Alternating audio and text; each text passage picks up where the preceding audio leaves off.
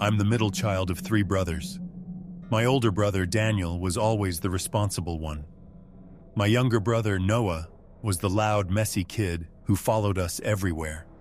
And then there was me, Evan, always stuck in between. Daniel was a scout, the kind who actually cared about knots and survival badges. He loved camping trips, hiking through the woods, and sleeping in tents with his troop. I used to watch him pack his gear every month: the flashlight, the compass, the heavy sleeping bag. I envied him more than I ever admitted. So one summer night when I was 8, I convinced him to let me try camping too. Not in the woods, our backyard. Our house sat at the edge of a quiet neighborhood where the yards bled into each other. No real fences, just patches of trees and thick bushes separating one family from the next. It felt wild enough for my imagination. Our parents helped us set up Daniel's scout tent near the fire pit. We roasted marshmallows until the sky turned completely black. Noah, who was only 5, begged to stay, but our parents carried him inside. Soon it was just Daniel and me in the tent. We played games on our old handheld consoles until the batteries died. Eventually, Daniel rolled over and fell asleep almost instantly. I didn't. Something about the silence felt wrong. After what felt like hours, I woke up suddenly. My heart was racing even before I realized why. Daniel was gone. His sleeping bag lay empty beside me. The tent zipper was still closed. I sat up slowly, my throat tight. Maybe he went inside, I thought.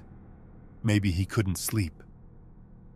Trying to calm myself, I crawled to the tent door and unzipped it just an inch to peek outside. The fire pit was still glowing faintly, and someone was sitting beside it. Not Daniel.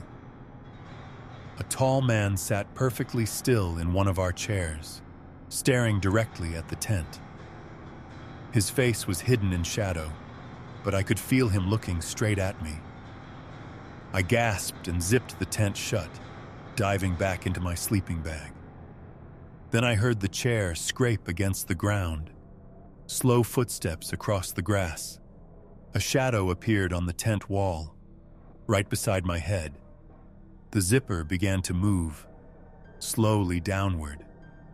I held my breath, pretending to sleep. Then I heard a whisper from just outside the fabric.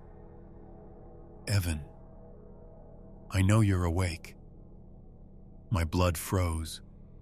I never told anyone my name, not until the police found Daniel's shoe the next morning, sitting perfectly in the center of the cold fire pit.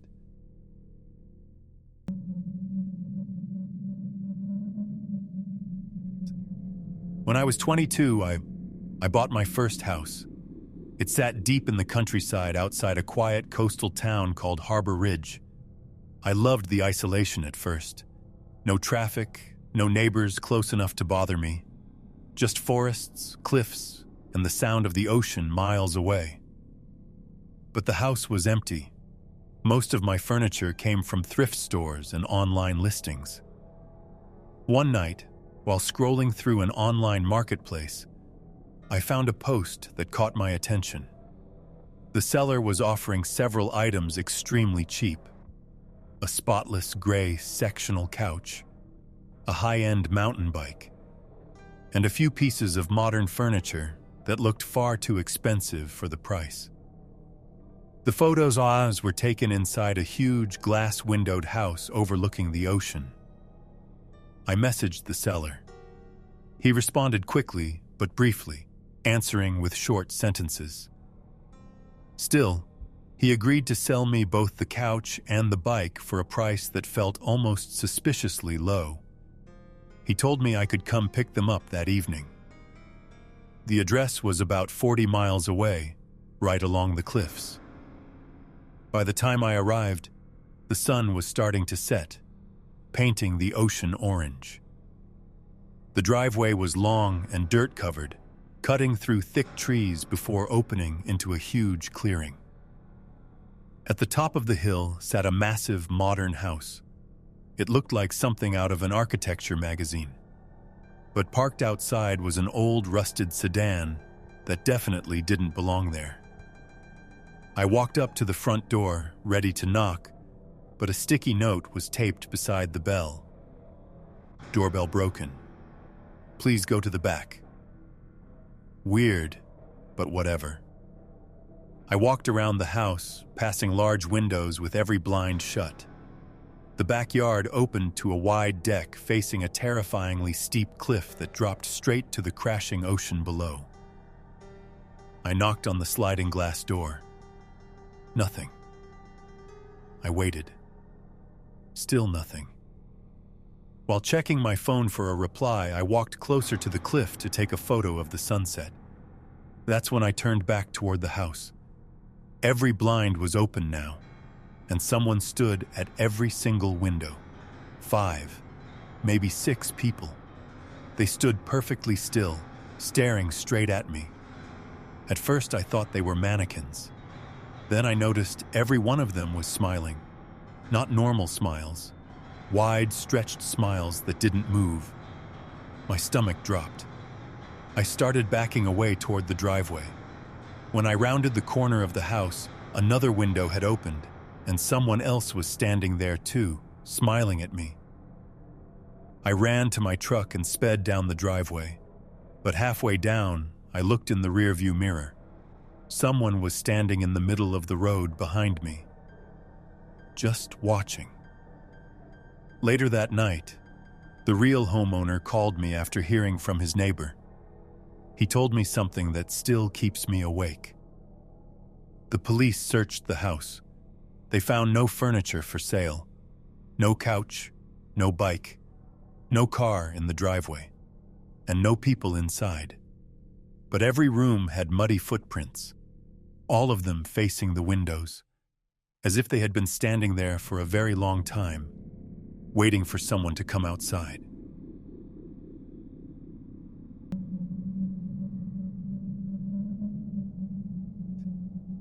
I live with my parents in a quiet town called Briar Glen, tucked deep in the hills of northern Vermont. Our house sits on the edge of a forest, far from the nearest neighbor. Behind our backyard, there's a swimming pool, a small pool house, and then a thick wall of woods that stretches for what feels like forever. When my parents left for a weekend trip, I decided to throw a small pool party. Nothing crazy, just some friends, music, and a chance to actually use the backyard. That afternoon, I started setting up tables and lights around the pool. The sky was gray, but warm. The woods behind the yard were unusually quiet. While carrying out a folding table, I heard something. A cough.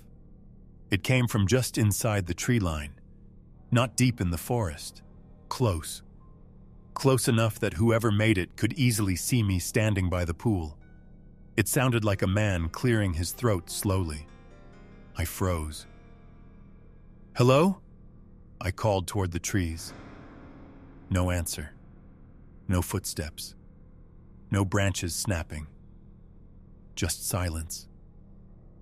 After standing there for a while, feeling like someone was watching me, I went back inside and texted my friend Tyler to come early and help finish setting up. I didn't mention the cough. It felt stupid once I was indoors. Tyler showed up around 6, and together we finished preparing everything. Soon more people arrived. By 8, there were about 20 of us. Music playing, people laughing, others jumping into the pool.